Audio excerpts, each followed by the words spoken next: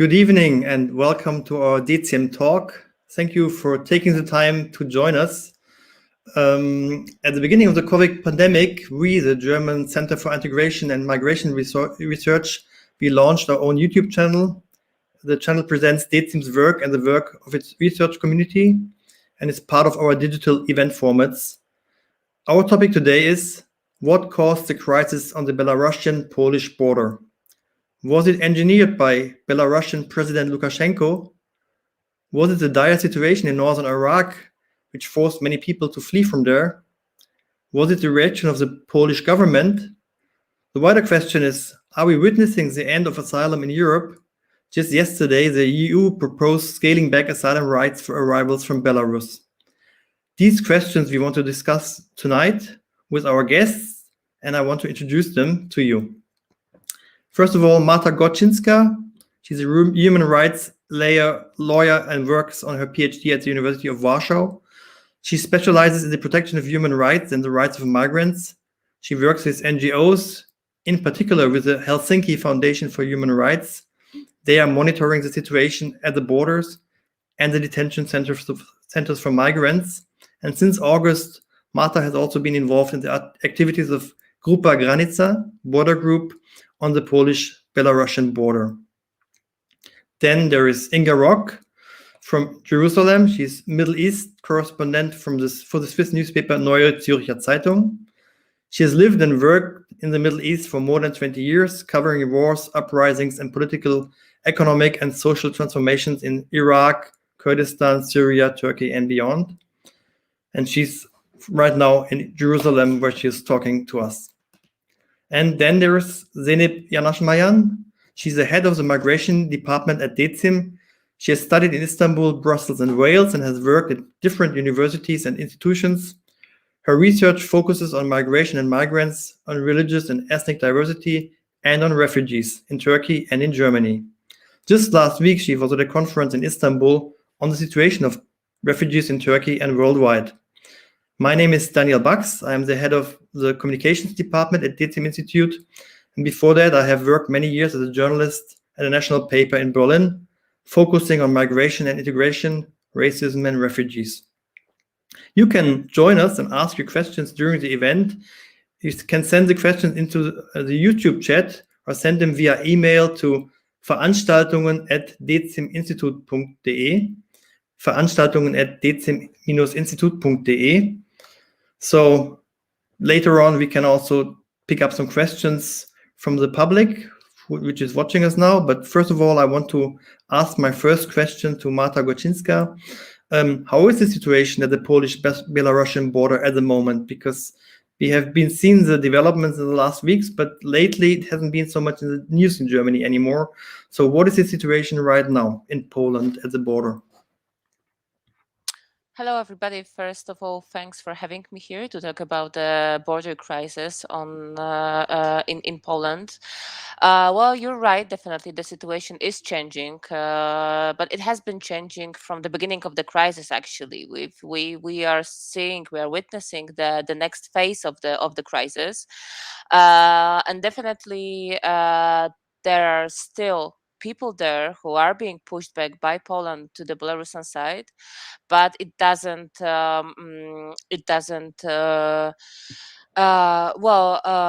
take as much attention as it used to in the last week. So why is it that? So first of all, well, to start maybe from the beginning. So as you probably all know, we are witnessing since the beginning of August migrants crossing the border from Belarus to Poland. And this is not a typical migration to Poland, because these are people who usually do not cross the border from Belarus to Poland. People from Syria, from Iraq, people from Afghanistan, from Yemen, or the Democratic Republic of Congo. Typically, people who would be applying for asylum at Poland's eastern border would be people from the former Soviet countries like Russia, Belarus, or Tajikistan, not from the Middle East or from North Africa. So from the very beginning, we know that this migration is not a natural one. It was engineered by Lukashenko, in that sense that it was because of the visas that were issued by Belarus. These people were able to travel to Europe, and as we know, these are the people who are traveling from the countries that are unstable, that where the mass human rights violation are occurring. So there is also, well, there are reasons for them to be fleeing their countries, and they traveled to Europe using this this the- this well the, this special, easier visa way that Belarus offered to them. The real drama that is happening is what happens directly at the border. So what we see are people who are not aware and not expecting what would happen with them at at the border with Poland. So they're being very violently pushed by Belarusians and forced to cross the border with Poland, and they have no way back.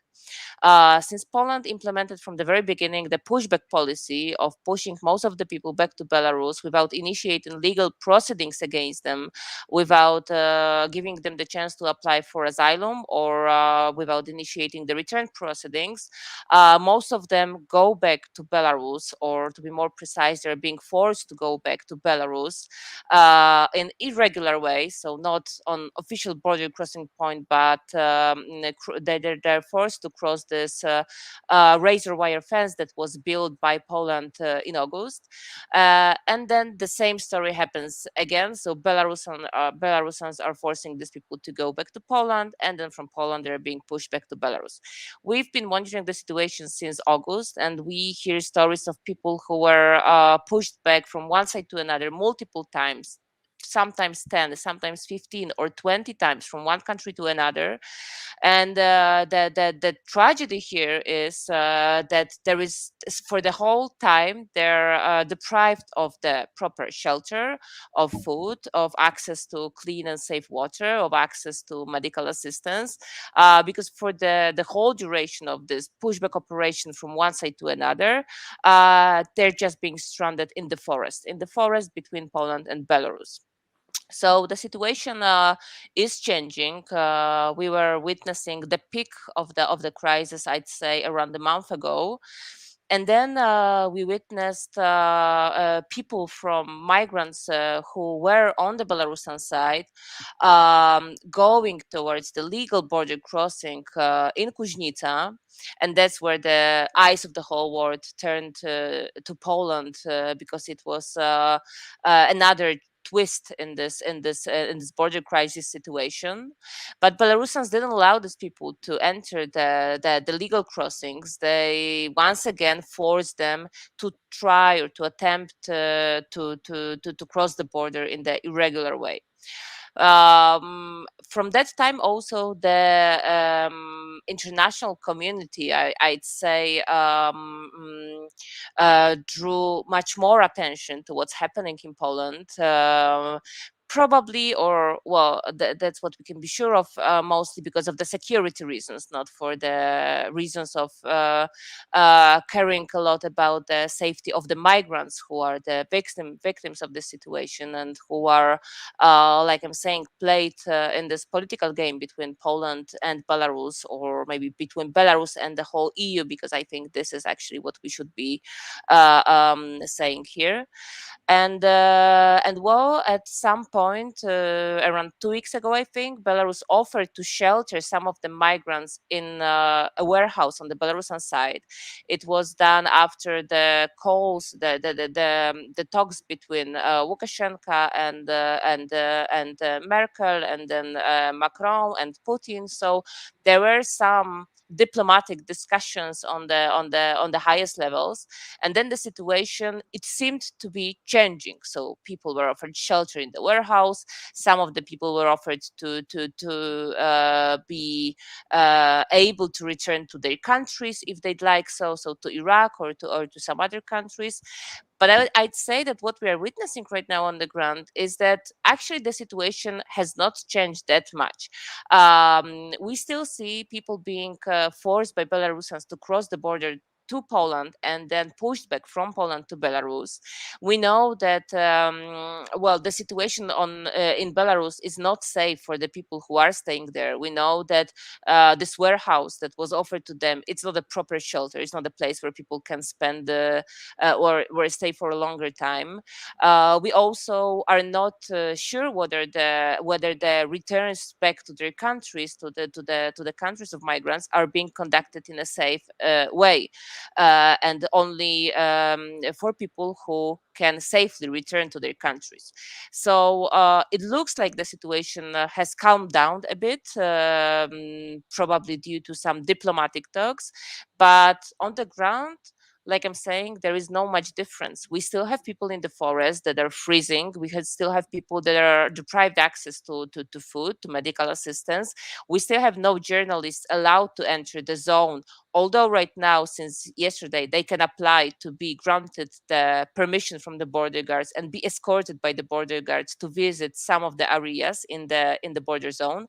We still have no humanitarian organizations having access to enter the zone and provide assistance to migrants stranded in the forest. So in that sense, the situation is still dramatic and still needs to be resolved. What is the situation of people and organizations in Poland who want to help refugees? You said it's not possible to come near the border, but in general, what is their situation? What can they do, or what are they doing? And also, what is the position, maybe also of the church in this question? Well, from the very beginning, so since 2nd of September, so at the beginning of the crisis, the state of emergency was introduced in parts of Polish territory, so along the borderline with Belarus, and all NGOs, humanitarian organizations, independent monitors were denied access to enter the zone. So that's why the monitoring of the border that we are conducting since the beginning has to be limited to what we can observe, what we can witness, being outside of the restricted zone, which obviously it's not the best way to conduct any monitoring, but at the same time we are in touch with local people who are living within the restricted zone. We are in touch with doctors, with local authorities, or any other people who can provide us information about what's happening there. And we are still able to talk to migrants themselves who managed to exit the restricted zone and request us for assistance. So our assistance is mainly providing humanitarian assistance, blankets, warm clothes, food, hot tea, or whatever is needed for somebody to survive in the forest with -8 degrees Celsius sometimes at night, and then providing legal assistance when we can do it as well. So this is what we are doing in these very difficult conditions, like I'm saying, without having the access to most of the areas where migrants are stranded. And that's why from the very beginning we are calling the government to open the access at least to humanitarian organizations. And this is actually also what the EU, but also other institutions have been urging Poland to do what's at least to be done in such a situation where you have people dying somewhere, to have medics enter, to have humanitarian organizations providing assistance, and journalists to have an independent relation of media, right? So yeah, that's like I'm saying, not only we were still not granted access, but the actual restrictions to enter this territory were prolonged 2 days ago. The new law was passed according to which until the 1st of March the restricted zone is in force. Zeynep Yanashmayan, where does the EU stand on this? I mean, the EU Commission pushes for Poland, Lithuania, and Latvia to have more time to weigh asylum claims amid this crisis. But Wednesday's proposal by the European Commission, if passed, would allow national authorities in Poland, Lithuania, and Latvia more time to register and consider asylum claims potentially leading to people being held at basic reception centers along the EU's external frontiers for months on end. So does the right of asylum at the EU's external borders still apply, or is it only on paper? That's a very good question, Jan. Thank you very much. And thank you, Marta, for giving us this very accurate account from the border. That's very interesting to hear, even though it's, of course, troubling to hear as well. I want to start actually exactly where you just left off, Daniel. I mean, basically the new measures that's been announced by the European Commission that calls the emergency situation and allows Latvia, Lithuania, and Poland to sort of, for 6 months, apply these temporary measures. As you said, they're also currently pending approval. What's also interesting there is that the parliament has been sort of bypassed in this procedure, which is not only often the most critical EU organ when it comes to migration matters, but also the only one that's actually directly elected by the citizens. So that's also kind of worrying that that's been bypassed. And in a nutshell, I would actually say that what has been proposed is just really a huge blow to procedural standards when it comes to the application of right of asylum, which then exactly what as you were saying, will have a substantial effect in the implementation of that right.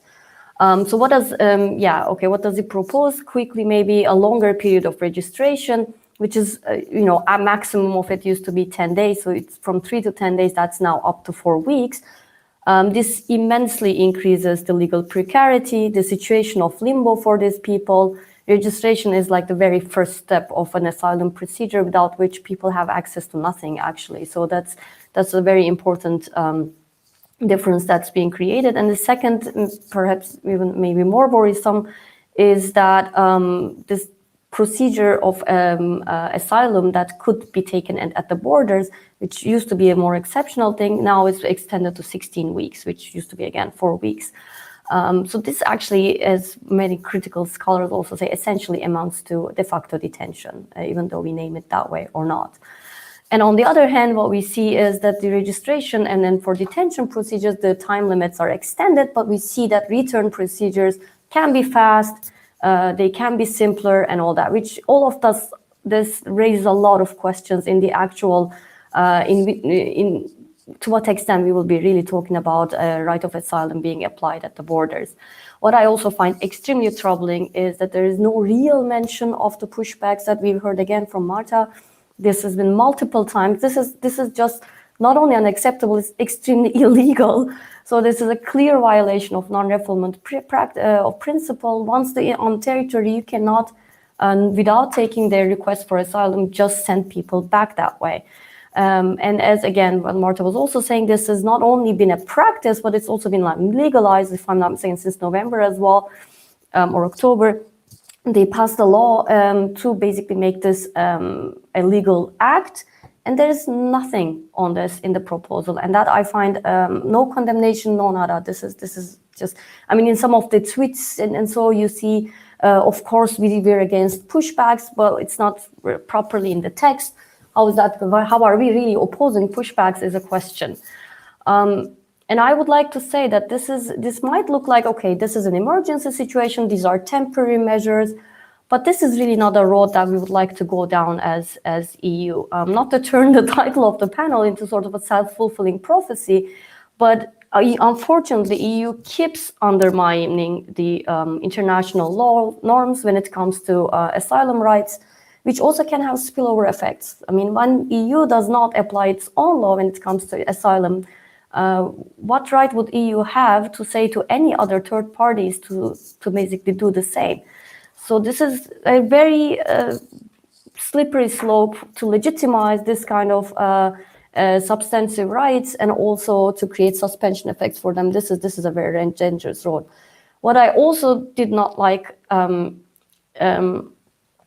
I like in this whole thing is very disappointing, is that it's to what extent EU really endorses this language of weaponization, of this being a hybrid war, hybrid attack.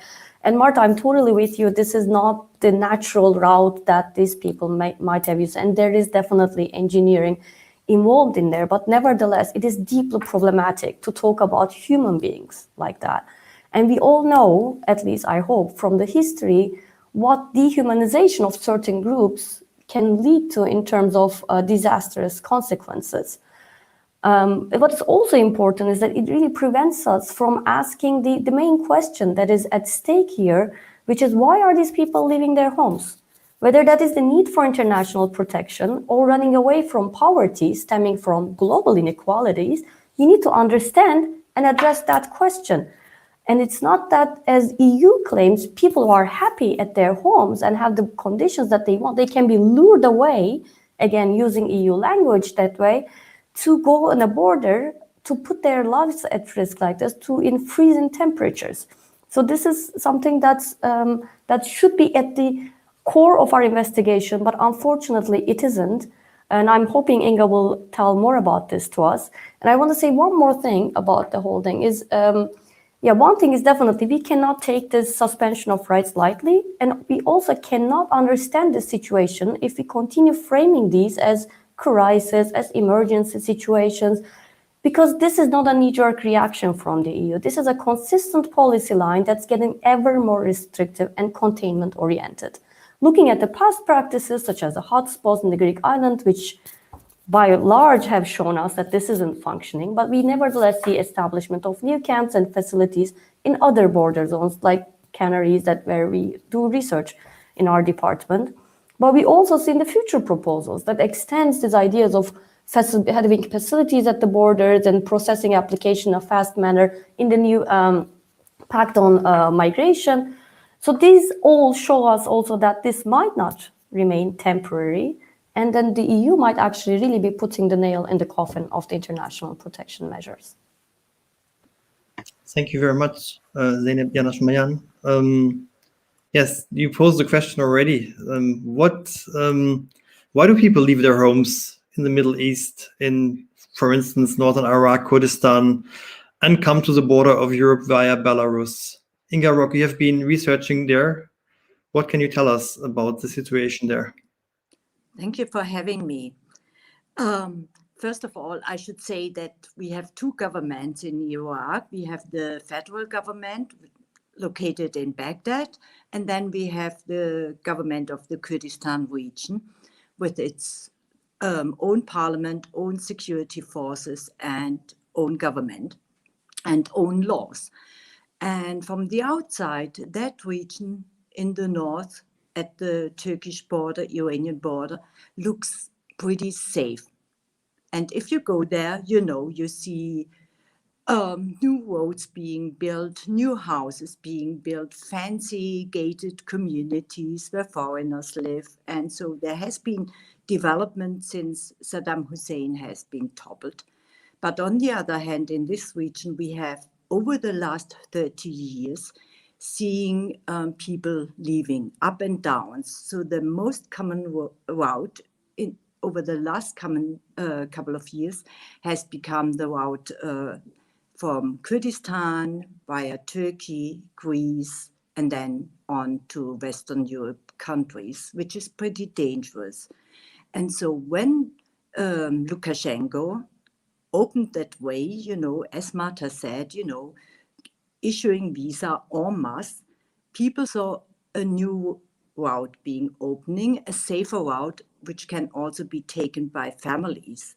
So we have many, you saw it in the reports, really many families, women and kids now being stuck in Belarus. So why are these people leaving? So there are multiple reasons. First of all, I would say Kurdistan is not as stable for the people living there. We have had the war against ISIS, and during that time, yes, Kurdistan and southern Iraq were pretty stable. But then, because of the war against ISIS and then the COVID crisis, we have seen an economic downturn. The government for years now, 7 years now, is not paying salaries, and the public sector is the most important employer. The government is the most important employer in Kurdistan. So people have been paid half of their salaries or even not being paid at all. People don't find jobs. I spoke to so many people, who say, I have a university degree and I have applied for so many jobs, but I can't find a job. That's one of the reasons why people are leaving. Then there are political reasons. So Kurdistan is often seen from the outside as a beacon of democracy, but in reality for the people, for the Kurds and other minorities living there, it's not. Freedom of speech is in retreat. Last year, dozens of people have been detained for being protesting. And we have all the times we have protests by teachers, students, whatever, villages. And so people have been detained and have been indicted for terrorism or for violation of national security. Journalists have been detained, or people have just disappeared, being killed. Then you have, people saying they need treatment for their child, medical treatment they can't get. So also these people are leaving. Then you would have pull factors, as they call it in Europe, relatives living in Britain or in Germany or any other country. And so people would love to join their relatives there. And what people told me, really, they, in the West, quite often, people say, oh, these people come to Germany because we have such a good welfare system. They just want to benefit from our welfare system. But actually, the people know that it's very difficult, for example, to live in Germany or in France or in Britain. And it's tough, but they say there is at least dignity, there is humanity, which I don't get here in Kurdistan. And then you have another big community that is leaving or was leaving. It's the Yazidi community, survivors of the genocide committed by the Islamic State. So Yazidis have been taken particularly to Germany, and we have now the second biggest Yazidi community in the world lives in Germany.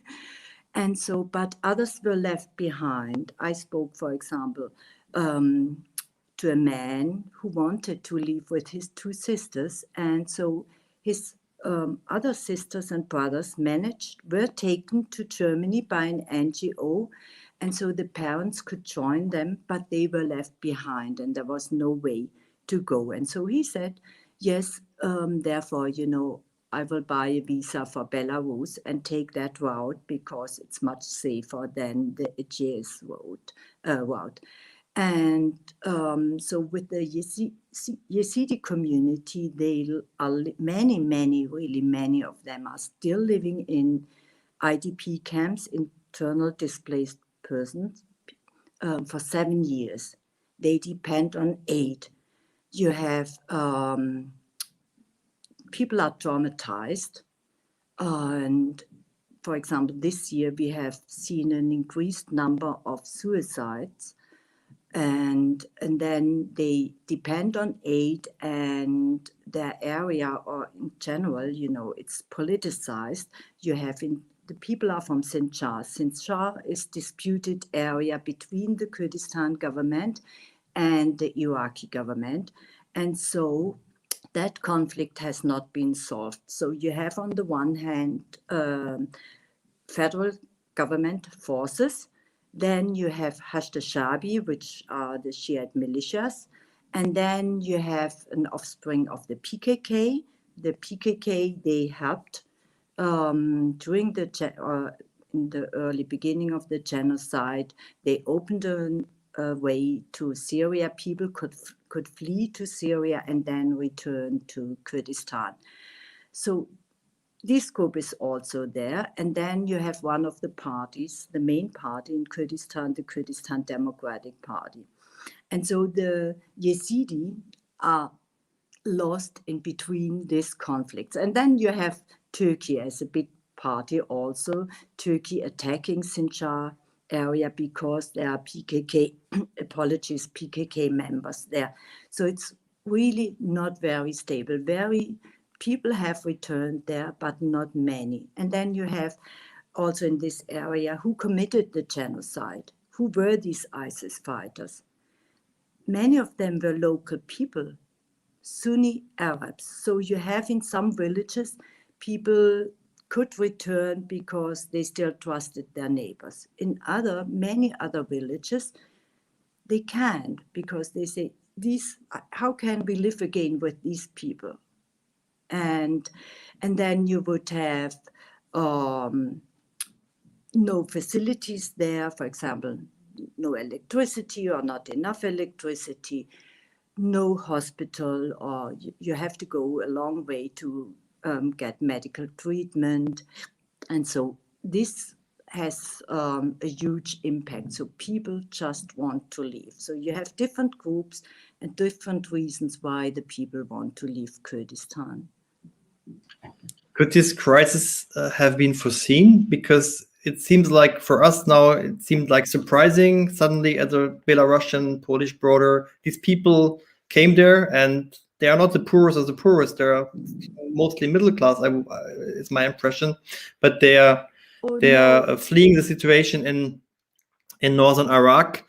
Is this a little bit comparable to 2015 when there was also a crisis, people living in camps too long, the situation getting worse and worse, and then suddenly everybody's surprised that these people take it in their hands and they try to come to Europe?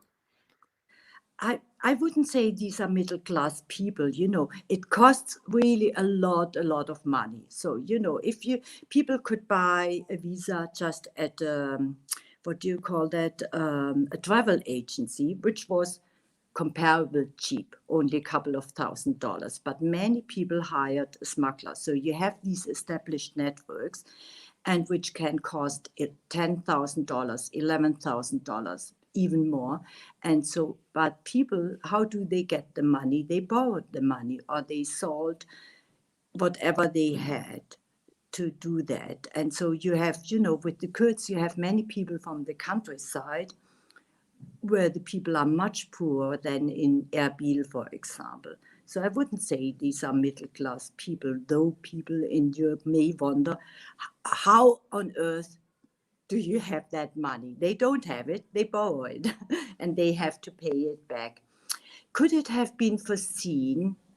Difficult to say. It was definitely, Lukashenko has contributed to it, and that he offered visa, there was, I wouldn't say, directly saying, hey, people, come to Belarus, it's wonderful. No, not that way.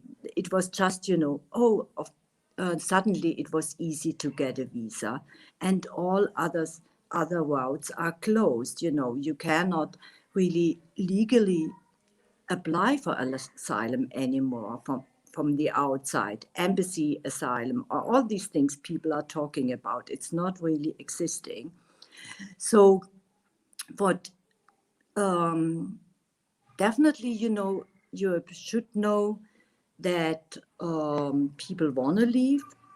I wouldn't say it was foreseeable that, this particular crisis will appear, but I would say in future, there will be many more reasons for people to leave, not only Kurdistan, but also Iraq in general, for many reasons. So, and what Europe did then early on already in August, so this whole thing started from the migrants refugee perspective early summer, and already in August the EU talked with the government in Baghdad, and then they stopped the flights. There were direct flights, as you said in the beginning, from Baghdad and also Erbil to Minsk.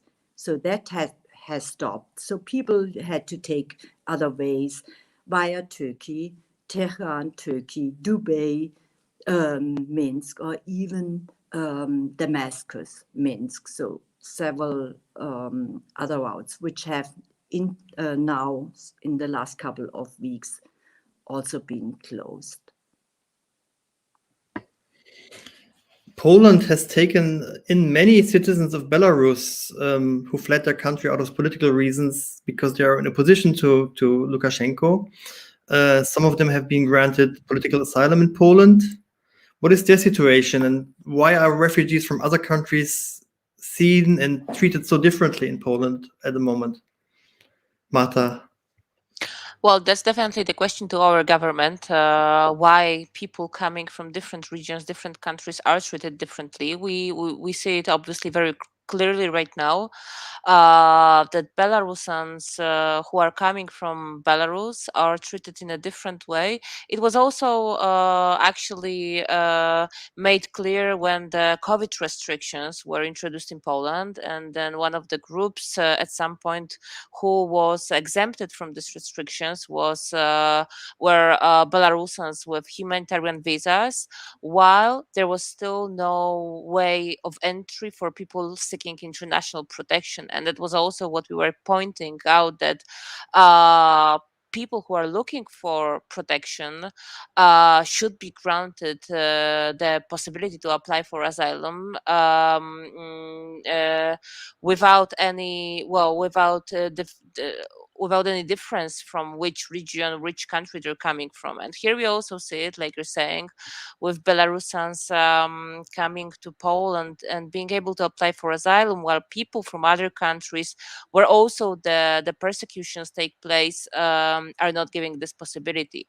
Especially that we have to remember that what we see right now and what we've been reporting from the very beginning is that Belarus should not be considered a safe country to any migrant who is there. So nobody should be right now returned to Belarus just because of the behavior of the border guards, who are, like I'm saying, violently treating people, who are beating them, robbing them, using dogs on people who are at the border to kind of like force them to cross the border with Poland.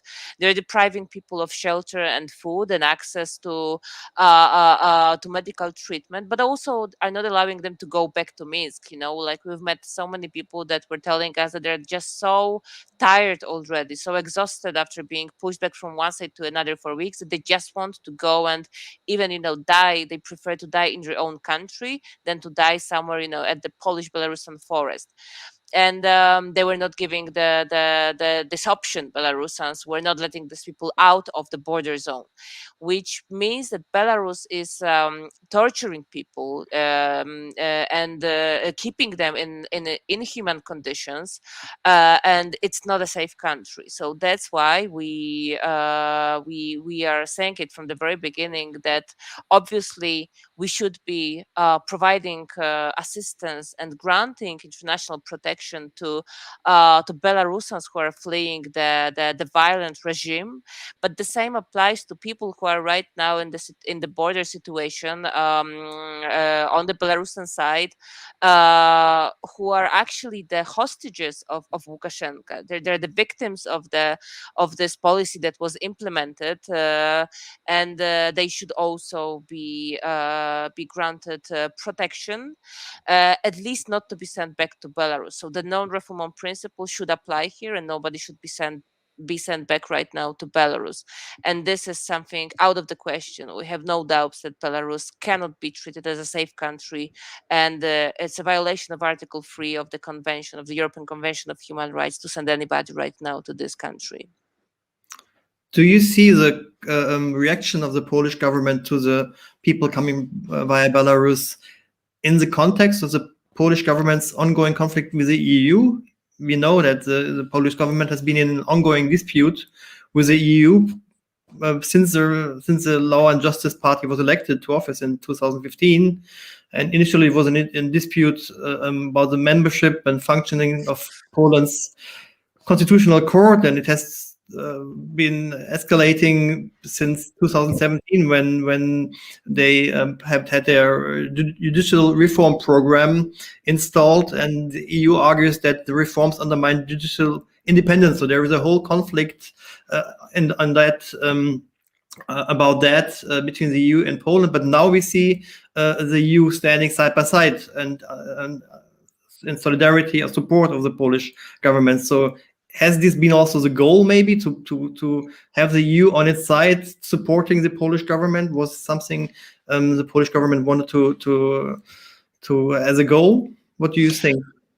Well, definitely, what's happening at the border with Belarus right now, it's one of the elements of the rule of law crisis in Poland in general. So the illegal pushbacks which are happening, taking people back to the forest with no legal proceedings, violating the rights not only of people who are migrating, but also of human rights defenders, local people who are trying to provide humanitarian assistance on their own, journalists who are brutally apprehended at the border area, search and refused entry to the zone. This is definitely, like I'm saying, the result of the longer process of the rule of law crisis in Poland, and we know that Poland is here in a conflict with the EU on so many different levels. But yeah, when it comes to migration, we're actually well, it is shocking that EU is not, I would say, firmly condemning what's happening. Although I also see that there is also a conflict here between Poland and EU when it comes to resolving the problem, but it's maybe not exposed as much, because I think that there is some maybe hope that somehow they will come to some kind of an agreement here. So you know that EU was suggesting at the European Commission was suggesting more than once that Poland should request for the assistance of Frontex, and it was never done. Also, when it comes to access for journalists and humanitarian assistance, there was also a clear sign from the European Union that it should be granted. There was a statement of Commissioner Johansson saying that, well, protecting the border, it should be a goal, but we cannot put people's lives at risk while protecting this border. So I'm saying that, and we are obviously we are expecting EU to do more here, to act more, especially like it was said before by Zeynep, that this proposal that was released by the European Commission is not an answer to what's happening at the border. It's the answer should be addressing the problem of the aggression or the hostile policy of Belarus, not of migrants themselves. So it should not be pointed against migrants. It should be pointed against Belarus, and that's for sure. But then when it comes to details, like you can see that there are also a lot of things that Poland and EU are not agreeing with when it comes to what's happening at the Poland's border. I just see that EU has less and less influence on Polish government, and that's also what we are very worried about. And that's why also maybe this is the reason why the infringement proceeding was still not initiated, although it should be, because as you know, this law kind of like legal or attempting to legalize pushbacks was introduced last month in October in Poland. But we're so, like I'm saying, this proceeding should be initiated. It's still not. Maybe it's because the Commission is hoping to get, to have some kind of an agreement with Poland, at least to treat people humanly. Maybe I'm just naive, because we see what's happening on other European borders and how EU is reluctant to act. But I still do hope that that EU will see that what we're talking about here is, at the end of the day, it's just vulnerable people left somewhere in the freezing forest with kids, with sometimes sick people, disabled people, elder people who are deprived of access to any basic assistance, and are dying in this forest. So here I really hope that um, the reason that we are seeing what we're seeing at the European level is that there are some talks with Polish government, maybe behind the doors, And yeah, let's see what happens. Although probably I shouldn't have much hope here, seeing what's happening on other European borders. I would like to address our audience and say that your contributions to the discussion are highly welcome. Please ask your questions in the chat or via email. That's the email address, veranstaltung@DeZIM-Institut.de. And I want to ask Zeynep Yanaşmayan, but also Inga Rock. I mean, just last year in January, we had a kind of similar situation when Turkey's President Tayyip Erdogan declared he would no longer prevent migrants heading towards Europe. And he even ordered people to be shuttled toward Turkey's land border with Greece. So that prompted days of violence at the border. And then European Commission President Ursula von der Leyen flew to the area days later and showed her solidarity not with the people there, but with Greece, the Greek government, and said Greece is Europe's shield. So soon after, her colleague Ayla Johansson, who is responsible for migration, insisted that Greece should uphold the right to asylum. But we have these two sides of Europe, the European policy, we can see there. And the question is also, did Lukashenko get his idea to blackmail the EU over irregular migration? Does he have his idea from Erdogan? Because he kind of, it's the same playbook just 1 year before. Sure. Shall I go ahead first? I would like to say yes and no to a certain extent. I mean, I think, sure. I mean, the thing is, Lukashenko is not the first political leader that employed such tactics. But if we go on down the road that we're going as in the EU as well, it will most likely not be the last one either. I think maybe one difference that's been pointed out also by Marta is Turkey was already hosting quite a substantial number of refugees in its territories, which makes the situation, of course, much more sustainable in the Turkish case, so to say. I mean, it was a question to what extent Lukashenko can continuously fund these flights and all this to bring migrants to the border, whereas Turkey has this sort of base for it already from the get-go. So that's one thing. I mean, what happened in March 2020 was also, of course, there was similar in the sense that there was a foreign policy crisis. But I mean, I think we have to maybe go back to the deal to start with, how the whole cooperation developed in this sense. And one also, like, the countries are very different, right? Turkey is actually for ages now as an accession country, which has its negotiation talks being halted for I don't know how many years now, which really doesn't make any progress except for the area of migration. In the area of migration, we see a lot of cooperation between EU and Turkey. And the deal was actually an entirely different approach, right? It was a very cooperative approach from both sides, and by large in the EU circles is seen as like a large success story. Of course, one can really long discuss whether that was really the case for particularly for non-Syrian refugees that had to be stopped. I think most important part of the deal wasn't necessarily they returned a lot of people. When you look at the numbers, that's not really that substantial. But of course, it worked very well in terms of a deterrence mechanism, because their borders were actually being patrolled much stronger than they used to. But it wasn't there. Basically, the question wasn't so much about threatening the EU with sort of an influx of migrants, but it was more like a cooperative approach where EU agreed to visa facilitation for Turkish citizens, for, of course, financial aid, and I think opening of some of ongoing negotiations. But let's face it, these were all also facade for Turkish government, again, for its domestic policy purposes, right? So we gave something, we took back something. We knew nothing was going to come out of these negotiations, and nothing did. But ever since, of course, there were regular statements whenever there was a hiccup in the process, particularly from the Turkish side. Okay, we're no longer going to abide by the deal. We're going to now open the borders. And yeah, what you were describing was really the accumulation of that kind of threats, which was actually pretty much related to the foreign policy of what was happening in Syria. And Turkey basically was very angry about EU's reaction on that. And that's why they sort of tried something that carrying migrants to the borders.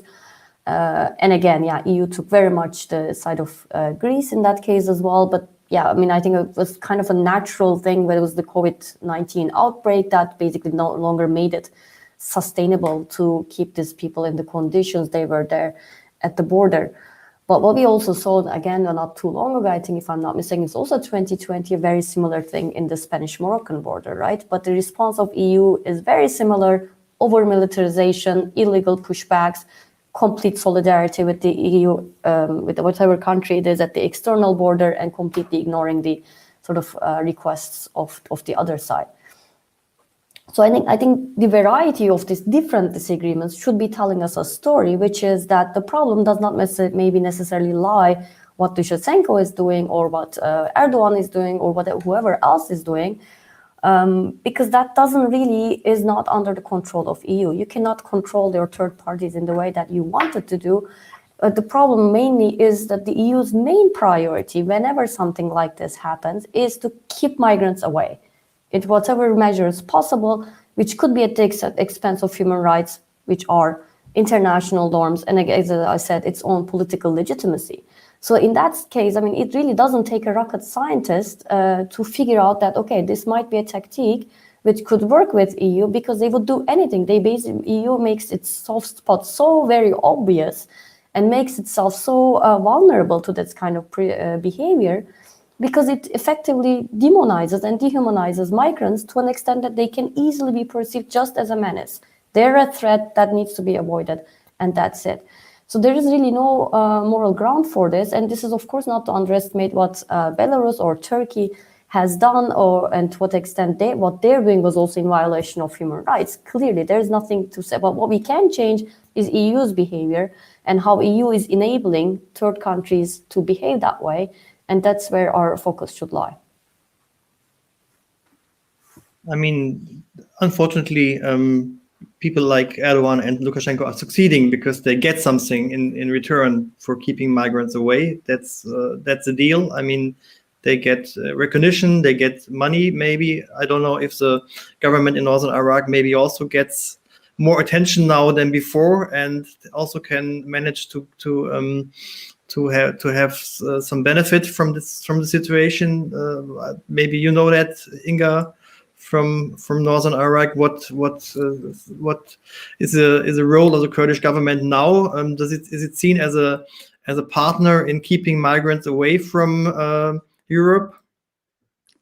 Yeah, first of all, I would agree with Zeynep, that it basically the EU becomes hostage to all types of governments in keeping the migrants away. So any, be it a democratic, well, most of these governments are not very democratic, basically very autocratic governments. And so, they are dictating the EU because from the EU perspective, which is to a certain point understandable, it's a geopolitical question. But how far does the EU really want to go that way, and how far its citizens want their governments to go this way?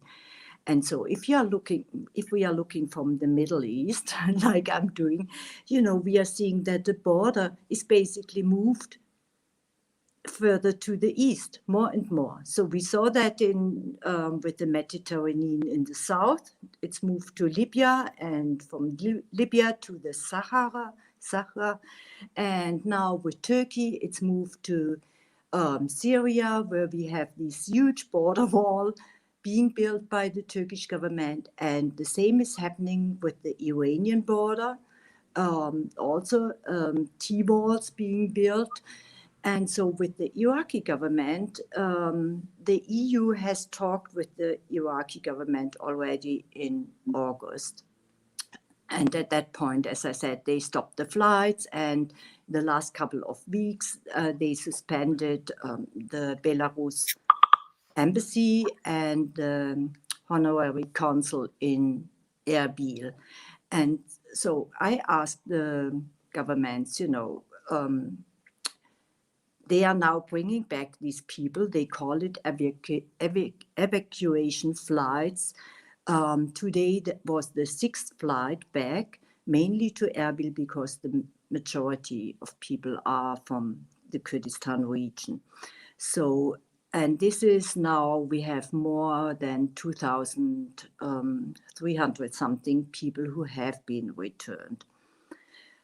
So, you know, the question for me is, do these people, both governments, Baghdad and Erbil, they emphasize that all these people are voluntary returnees, but nobody asks them. You know, I talked to people who had horrible stories to tell. For example, people being detained by the Belarus police, being put at the airport, their passports taken away and then put on the flight back. And what you all said with the pushbacks happening in Poland. So is this increasing and all funded by the EU? We don't know. So what the government told me in Baghdad, they are doing mainly the talks, the foreign ministry, that they are talking about stopping human trafficking. And this is how also the Kurdistan government sees it mainly, you know, as a question of human trafficking. But from the migrants or refugees, the people leaving Kurdistan, it's not a question of the traffickers. They have a reason. So there, in economic terms, you could say there is demand and, what do you say, someone offering his service. And, you know, you have more people demanding the service, so more people appear. And there are also, what people told me, smugglers, that there are now waiting lists, things like that. So it's not, you know, you had these networks of human traffickers all the time. And it starts in Kurdistan, and then it goes to Turkey, where you have all kinds of shady people being involved. And then it goes on now to Belarus, or before to Greece, and then on to Europe. So that's a big, big network, and lots of criminals also involved. But I would say, do we really know, are these all criminals or not? You know, if you know, we had that with the Yazidi being saved, and of course money was paid. So are these people criminals, or are these people doing something for humanity? So it's a very, very tricky question. That's one point. But what are they talking about? You know, they are not talking about, you know, that all these cases, as Marta said before, should be checked. There should be someone to make sure that these people, you know, don't have the rights to apply for asylum. They cannot apply basically for asylum. And so with the governments in Iraq, they are only talking about human trafficking and stopping the routes. So Baghdad took its steps, Erbil took its steps, but nobody talks about the human aspects of this question. And is your question, you know, has money been paid? They say no, so far. So what is clear is that Europe spends a lot of money for borders, border protection, and keeping migrants away. Is this policy supported by the majority of people in Poland, for instance, Marta? Because may I add something? Sorry, Daniel. You know, and they are also paying a lot of money to the Baghdad and Kurdistan government for all kinds of development, really all kinds, and through the UN, you know, particularly Germany, which is good, is a big, big contributor. But this also supports the government, which is seen as very corrupt and is being part of the problem, things like that. So, you know, a lot of money already goes to Iraq and to Kurdistan. And so they are now talking about, you know, increasing the cooperation and things like that. Yeah, I mean, the question is, what could Europe do to tackle the causes of the flight of these people from northern Iraq? I mean, certainly there needs to be some economic help. The question is, to whom? Who profits from this economic help? Absolutely, I'm not against all these kind of assistance. Sure not. You know, Iraq and Kurdistan, they both need aid, But for example, there should be some checks, For example, yes, we saw last year when all these activists and journalists were arrested. So European diplomats, German diplomats and other diplomats went to the trials, and so that had an impact. So absolutely, things like that should happen. And then there should be probably other steps, For example, there is one example, there is the reunification. We have two big security forces in Kurdistan. And for years now, there is training going on. Germany is participating in this training.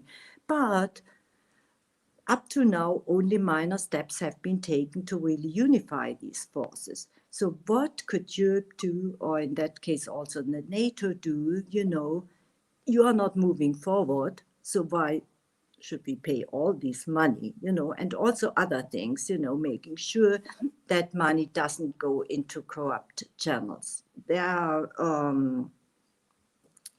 ways, I would say, you could take. You can, of course, changing the policy. It's not up to the Europeans, nowhere on earth. This is up to the people, they have to change it, and which is very difficult. The Kurds, they are telling me, we have the same guys now for 30 years. And whatever we do, we had 5, 6 elections, and it's still the same people. So people don't vote, things like that, which is not good, if you want to change things. But encouraging, yes, more what we call the civil society, making sure, all this money doesn't go into all these kind of black channels, and maybe also what these politicians, the high guys up in the hierarchy are doing in Europe, investing their money to have a better look on that, buying property and all kinds. So I think there would be ways, to also to support change. Yeah. I wanted to go back to the question to the situation in Poland. I mean, the Polish government was already in 2015 very alarmed by the situation and very against refugees. It was really a big topic in Poland, even though not many refugees at that time came to Poland. But the whole situation, there was a discussion about only they only want to take Christian refugees, because there was a discussion which countries should take a part of the refugees coming to Europe. And how is the situation now when there are real refugees coming to Poland and not quite a few? How is a majority of the people, of the citizens of Poland, still supporting this policy? Or I mean, that so much money and effort is put into keeping the border shut and not looking at humanitarian aspects at all anymore. Is this something where the government has a wide appeal, or is it something where the criticism is growing? What would you say within Poland? Well, we have to remember that before 2015, Poland was one of the most welcoming countries when it comes to accepting refugees. We had a poll saying that over 70% of people are for receiving people who have to flee their countries because of war or because of persecutions. And what happened after 2015 was a big anti-migration campaign launched by the currently ruling government for the purpose of winning the parliamentary elections that we had in the fall of 2015. So it was like this anti-migration sentiments were fueled or created. There were these even television campaigns against migrants that were used as a part of this election campaigns by the government. And obviously the the social acceptance of receiving refugees has dropped very low, actually, and that's something that I would blame the government for. So, like I'm saying, there was a lot of empathy in the society for refugees, for people that actually have sometimes the same reasons as we did have in our history. We have a long history of people having to seek refuge in other places in the world. I mean, us people from Poland, we remember our grandparents' stories about fleeing from Poland to other places. We have separated families until this day because parts of the families had to move, to Western countries or to the USA, or to other places in the world, and part of the families stayed in Poland, or even some members of the families were resettled forcibly to the eastern or to the Soviet Union, eastern parties of the Soviet Union. So we had a lot of sympathy for people that also have to flee their countries, and it was ruined by, like I'm saying, the politics and how it was used in this campaign in 2015. And now what we are seeing is the government doing it all over again. So because of the how the problem is pictured in the governmental media. And also, let's remember that we do not have independent state media right now in Poland. They're controlled by the government, who's using them as a propaganda tool for whatever kind of message that they want to spread in the society.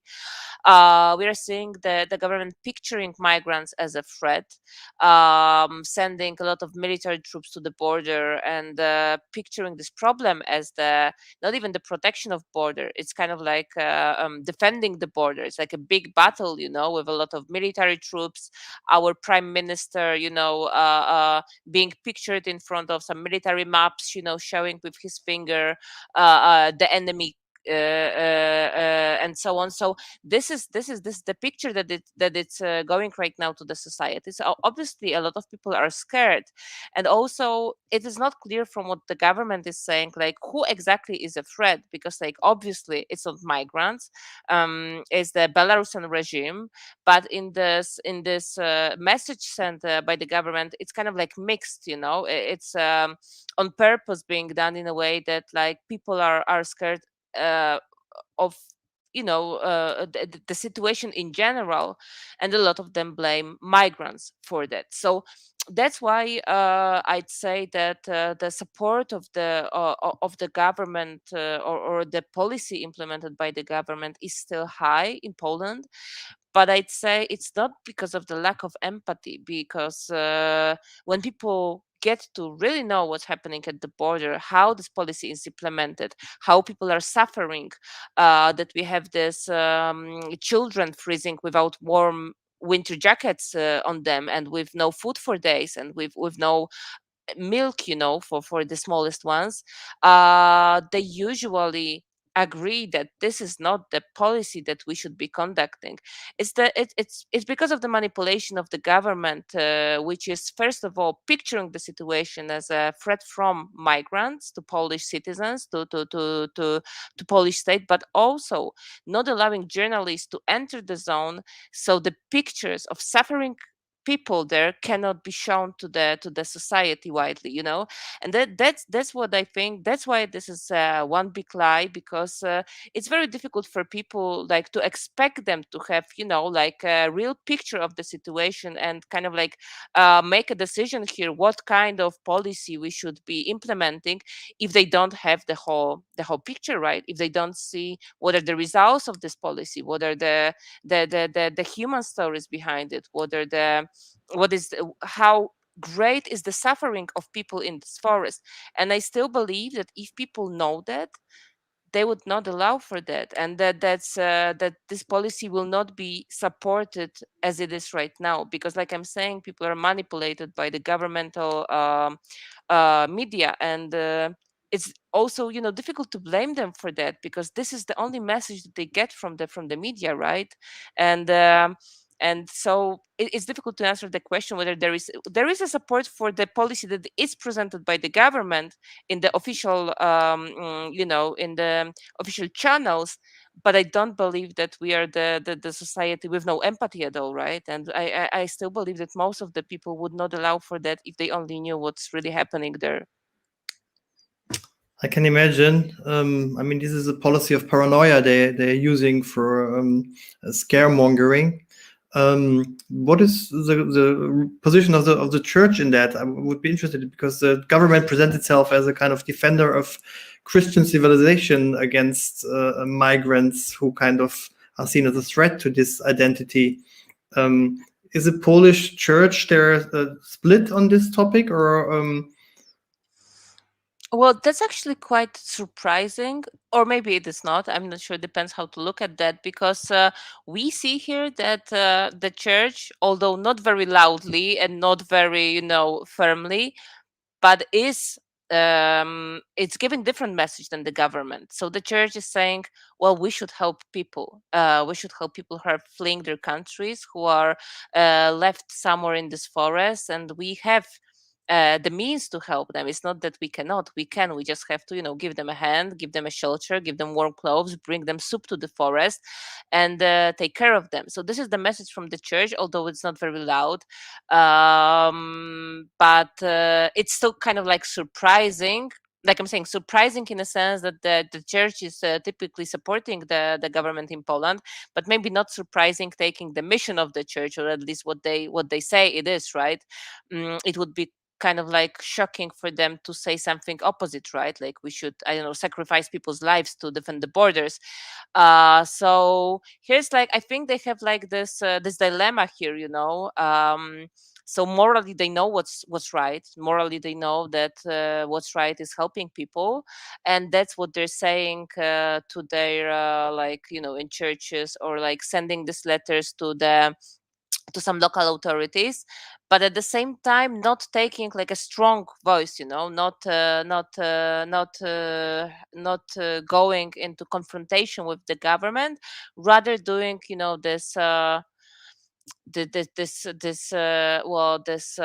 kind of like grassroots job, like providing assistance to people who are in need. Actually, quite recently we had a case of one of the churches in Poland giving a shelter to one of the refugees that was lost in this forest with no food for days, and they don't want to talk about it openly, which church was that, which priest was that, but we know that it's happening. And actually we have right now a lot of people who are providing assistance to migrants underground, sheltering them, giving them food, giving them a safe place to stay, with the like knowing that the consequences can be very harsh for them because of the policies of the government.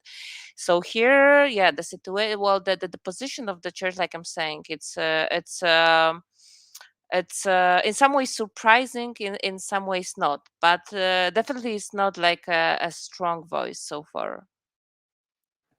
Thank you. I would like to take a question from the chat, because that's also the question we had as our topic. Looking ahead, what lessons can we draw for a reform of the common European asylum system?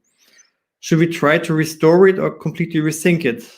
Because there are some countries who just don't want to take any refugees, and then there are other countries which do. So what is the solution of this asylum crisis, I would say? Zeynep, maybe you can offer an idea how we can get out of this dilemma. That's a tough one. I must admit, I don't have a solution. I don't think I would be here if I did. It's an extremely complex and complicated situation that we're in. Let me maybe first answer just a little bit and then take a bit of a step back in terms of what we know about the situation when it comes to common European asylum system. Completely rethink it would be an utopistic, I think, scenario would be maybe ideal to think about certain different things. But my worry would be that I'm not even sure that the current EU would be able to agree on the directives and regulations that it has agreed back at the time to completely, that would be too big of a risk to take when we know that the whole all these directives and regulations have been revisited by the Commission and they have been stuck. Right now, none of them have been adopted. They've been waiting for years now in a deadlock situation that's not moving forward. So I think that would be too risky of a move to try to overhaul the whole system, and we might end up in a even less protected, in a system that offers even less protection than it is right now. So that would be my worry about that. And what I wanted to say, some of these things have been addressed already, but of course, one of the main problems when we are confronted with situations like this is the lack of solidarity at the European level, right? So this is a huge problem, and that's why, for instance, in the current coalition agreement of Germany as well, we have the specific emphasis of cooperating specifically with member states who are ready to receive asylum seekers. And because not all of them are ready. And we've been discussing one of them quite extensively here, which is unfortunately Poland has been among them. And we've seen this, something that we haven't mentioned thus far. We mentioned quite a lot of different things, Marta, and thank you for that. But one of the things was also when we had the 2015 movements, was this idea of a relocation scheme, right? We had, because of course, border regions, particularly Greece and Italy, but particularly Greece, was under a lot of pressure to the extent that the whole asylum system couldn't function any longer, and to the extent that sometimes actually people wouldn't apply, countries wouldn't even apply Dublin because they couldn't take anyone back any longer. So this solidarity scheme was this relocation scheme that was supposed to relocate about 160,000 asylum seekers from Greece and Italy to the rest of EU member states, and Poland, along with the others, Hungary and Czech Republic, was basically completely against this, and they haven't taken anyone. They didn't, and they have been basically in the end also condemned by the Court of Justice, which issued a judgment, but that was also taken, as Marta was describing very elaborately here. It's been pretty much actually downgraded by the government. Because taking migrants would be against public security, because migrants equal public security. So I think also something that we should not forget in this situation right now. Right now we see a lot of messages also with the way this whole new measures have been communicated is when one of us is attacked, all of us is attacked. So we are talking about an extreme amount of EU unity when it comes to this situation, whereas that's not really the reality, right? We know at the background that there are really a lot of contested issues there, migration being one of them. So this is something that we should also keep in mind while we're discussing. The context is also a little bit peculiar because of the specific problems that Poland is also experiencing within the EU, and the EU's in general problem of resolving the issue of solidarity. Now the new pact is suggesting some new forms of solidarity, which would be, remains to be seen, where first of all, we don't even know how this is going to be put in legislation, but the idea would be for member states to either take migrants or to contribute into return proceedings, so to say, which again, I find this a bit problematic in the way it's been formulated, because how could this be in the same sort of equal weighting? But it is the way it has been described, and we will have to see how it's called return sponsorship will be, if ever implemented, and if yes, then how.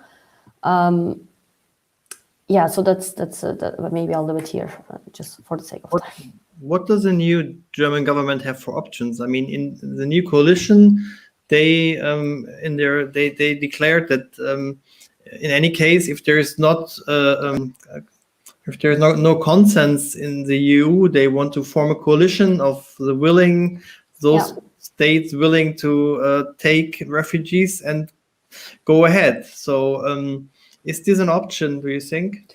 There has been some, voluntary and ad hoc schemes that has been going on for relocation. As I mentioned the one that has happened quickly after in 2016. And there, one thing that must be said, that Germany has pretty much basically abided by its pledges, And ever since, it has been also voluntarily relocating some people from the islands, and that has been actually formed with a sort of a coalition, in the sense that not all EU members were in, but some willing, as it's called, and also some non-EU members. So this might be a way to go. But the political climate in general in the EU, I mean, currently Germany seems a little bit of an exception in terms of this progressive, at least statements in the coalition agreement. Again, this of course remains to be seen how it will be applied. But yeah, France used to be in this coalition that goes in a different direction right now with the elections. So it remains to be seen which will remain as the willing partners. But there is, in theory, possibilities to, of course, develop things a bit further with the ones who are willing to do, and hopefully more proactively and not reactively, the way that it's been done so far. Marta, do you think what options does the German government have within the European Union? I mean, I know Poland, the Polish government doesn't like to take advice from Germany. So do they have any influence on the Polish government? Can they have an influence?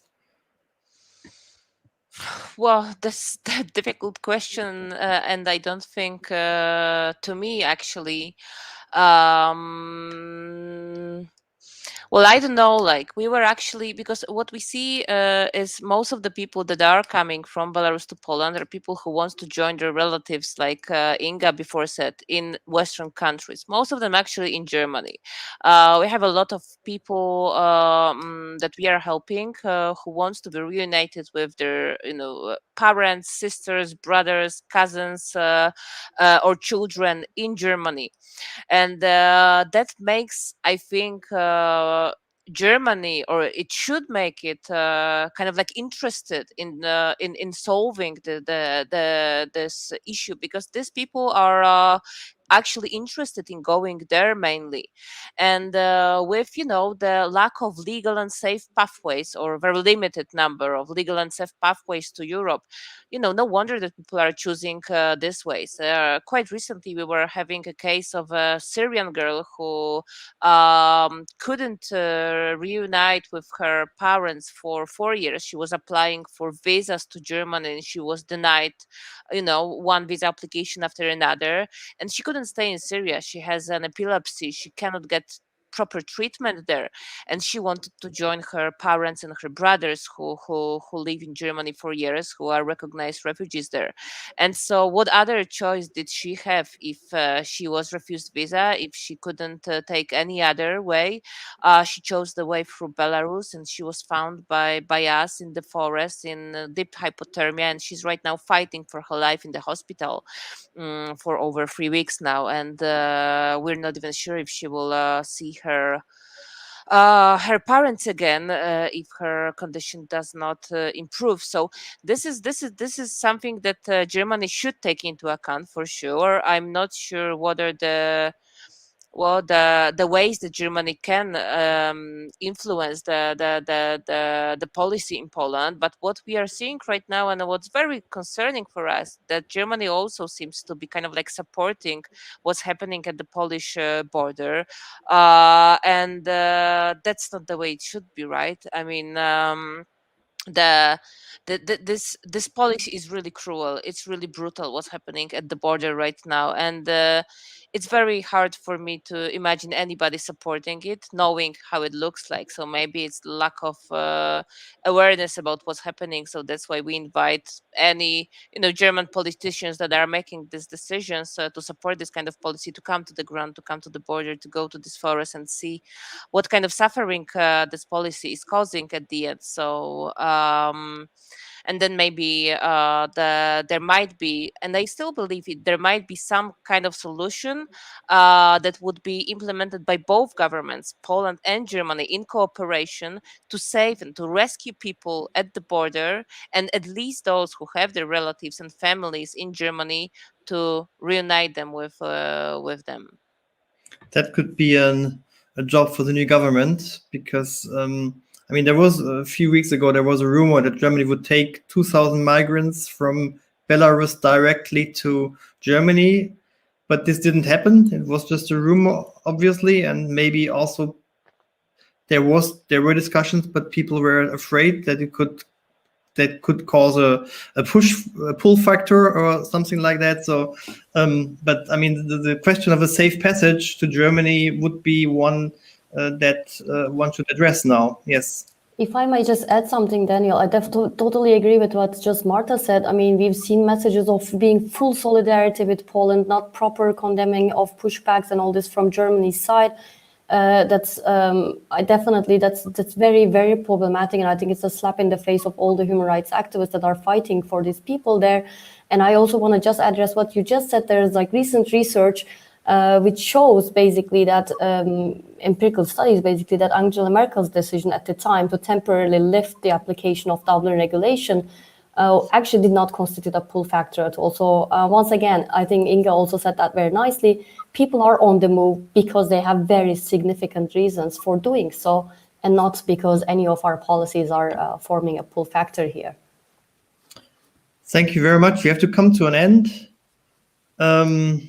It was very interesting to round up this whole discussion from different perspectives. Thank you very much for joining our discussion. Zeynep Yanaşmayan, Inga Rock, Marta Goczycka. See you again next time when we have the next DeZIM talk, probably the next year. See you then. Thank you, Daniel. Thank you. Thank you for having me. Thank you, guys.